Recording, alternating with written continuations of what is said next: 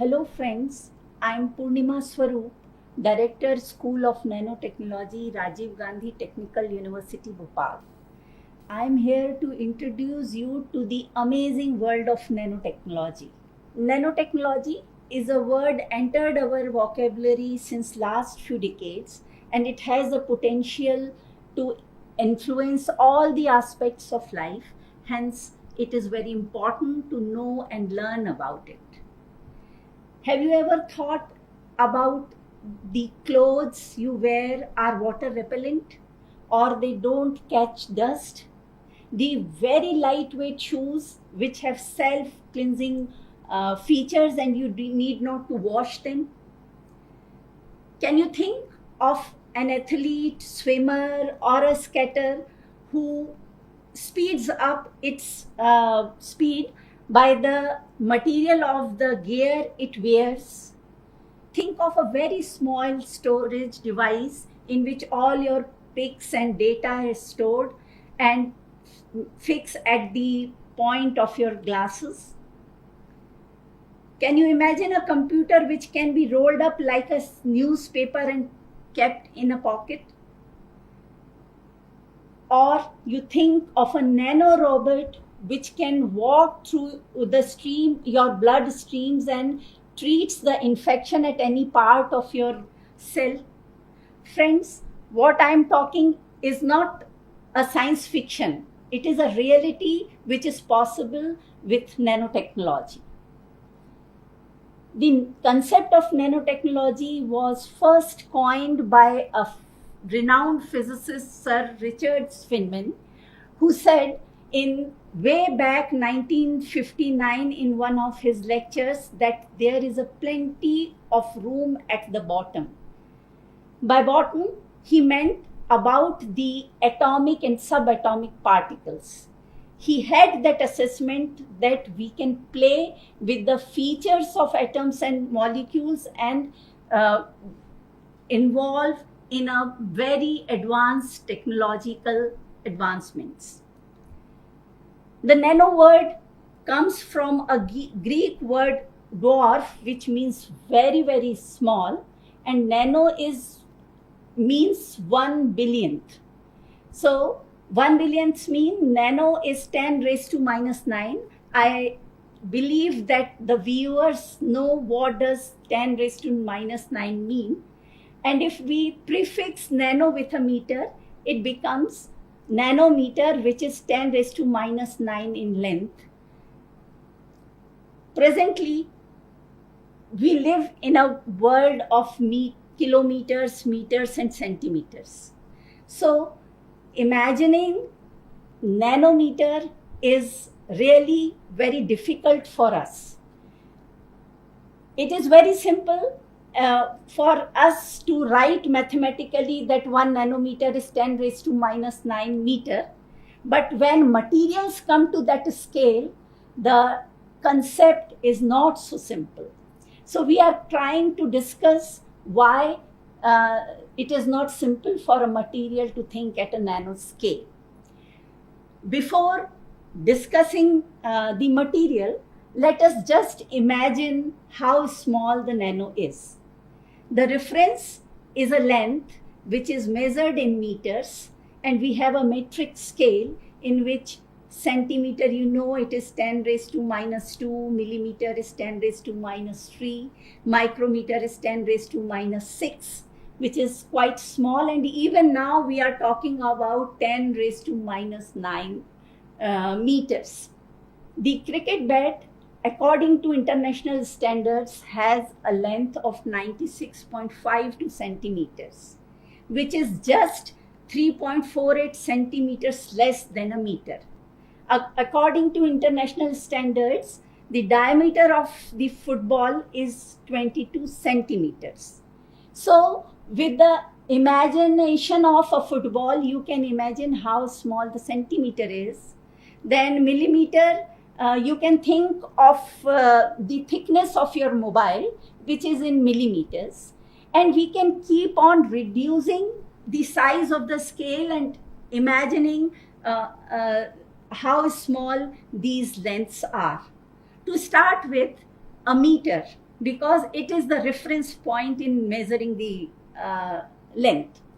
Cricket bat is a meter. If you divide it by 100, you get the tip of the your finger, which is about 1 centimeter. If you divide this length by 10, you will get the eye of a needle, which is 1 millimeter. If you divide this 1 millimeter by 10, you will get the diameter or thickness of a human hair, which is about 100 micrometer. This is the smallest length which we can see with the naked eye. The objects smaller than this can be seen by the microscopes. If you divide the diameter of your human hair by 10, we will get red blood cells, size of a red blood cell. Divided by 10, you will get the size of bacteria. Divided by 10, you will get virus, which is 100 nanometer. So we reached to the nanometers, but still we are a bit away from the 1 nanometer imagination. Virus is very scary word nowadays, so we'll not stick to this word more. Further, if we divide this by 10, we will get human DNAs, which are of the size of 10 nanometers. And if we divide it by 10, we will get 1 nanometer. And this is the dimensions of the atomic and molecular structures. 1 nanometer means 3 or 5 molecules lined up neck to neck in a space that makes 1 nanometer. So you can imagine how small it is. And the materials from 10 nanometers to 100 nanometers are called as nanomaterials. So now, let us imagine what nanomaterial is. I am saying that nanoscale is very, very small. You cannot see it. But I am talking about the nanomaterials which can be used. How can we use the material which cannot be seen? So let us think of an object, say, I have something here and I leave it. It will drop down to the ground. Why? Because of gravity. What is gravity? Any material attracts other material in the world. And the force, attractive force, is called the gravitational force. As far as our world is concerned, the earth attracts us and we also attract the earth, and the force is given with the expression in which involves the masses of the two. I'm standing straight here because of the gravitation. My hairs are falling down because of gravity. Or the earth revolving around the sun and we get different seasons, or day and nights are formed only because of gravity. The raindrops fall on the earth due to gravity. But when it comes to nanoscale, the mass of the nanomaterials is so small, the particle is so small that the gravity is negligible at nanoscale. In atomic and subatomic scale, where nanomaterials are in reference, the electromagnetic forces between electrons, protons, and nucleus are dominant. And because of that, the materials properties are different. So let us visualize and realize nanomaterial. To start with, let us consider silver as a material. You can imagine of a bowl made up of silver. The silver crystal can also be seen, but we cannot see inside the atoms and molecules present in it. There are very advanced microscopes, such as scanning electron microscopes, which can see through the material, and by those images we can realize that there are nanostructures available in all the materials in it. If the size of these structures is more than 100 nanometers, the material behaves like a macro or micro scale nature. But if the particles, small particles available inside or hidden inside the materials are less than that, in a nanoscale, the behavior of the material is a bit different. Now come to the gold. Gold has a glittering yellow color. If we zoom inside this material and very high magnifying equipment is used, we can see small grains inside it. And these grains can be of any size and shape. Imagine about a jewelry which all the Indian ladies are fascinated about. Inside this jewelry, there are crystals of atoms of different size and shapes. Can you imagine that this jewelry or gold, which looks so nice and stable in our environment, it doesn't degrade, it remains shining, whatever weather it has to be faced. It can look red, blue, or green. In nanoscale, it is possible. Actually, at nanoscale, this gold appears in a liquid form, and if the particle size is about 20 nanometers, it appears red. If the particle size is 80 nanometers, it becomes orange, or so on. As the size of the nanoparticle changes, the color changes. So this is difference between the micro and macro scale materials and nanomaterials, that the properties of the materials becomes size dependent. The nanostructures present inside the material are responsible for its behavior, and if the size and shape of this material changes, the property of the material changes. At the nanoscale, as I'm saying, I'm talking about atomic and subatomic scales or particles. They form crystals like granules. Then the energy states inside the materials are rearranged, and that is responsible for the change in the color of the gold, which I discussed, or many other properties of the material changes at nanoscale.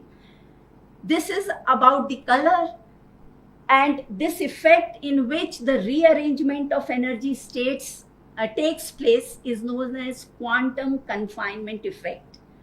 So one important cue comes into the picture which absolutely changes the game at the nanoscale. By changing the shape and size of the nanostructures available in the material, the properties can be changed. The examples of such materials are many, but I can state few of them, like copper.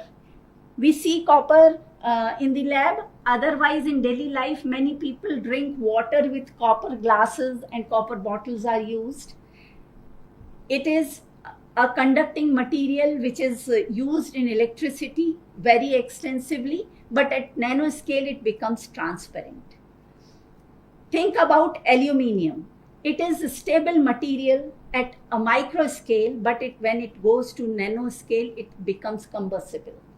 The platinum, it is inert material at micro scale, but at nanoscale, it shows catalytic properties. So all these changes takes place due to the quantum confinement effect. Apart from quantum confinement effect, at nanoscale, one more important factor is increase in the surface area. In materials, the surface to volume ratio plays very important role. Imagine of a metal block, which is made up of molecules and atoms. The molecules at the surface of that material will be exposed to the environment and will have a different reactivity. but the atoms and molecules present inside have a different environment, it behaves differently. But somehow I say cut that material in half, the two more surfaces will be created and more molecules will be exposed to the nature, and the reactivity of the material with the environment will be different. If I keep on reducing the size, smaller will be the size of the material, more will be the surface area, and more reactive will be the material. It means if we, at a nanoscale, the particle is very small, so surface area extensively increases, by which the chemical reactivity of the material enhances, and that affects in terms of increasing the strength and other properties, change in the properties of the material. We know conventionally the material is identified by the makeup of its atom. The atomic structure and electronic configuration inside it is responsible for the behavior of the material. And in our conventional world, we used to have materials in the nature made up of molecules and atoms. We study its properties and accordingly we use it for various applications.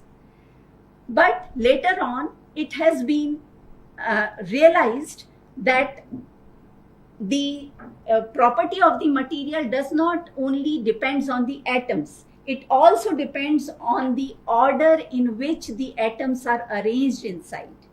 And it is the way how we can change sand into silicon. So by arrangement also we can change the property, means something available in the nature can be modified and changed with the help of human made equipments and technology.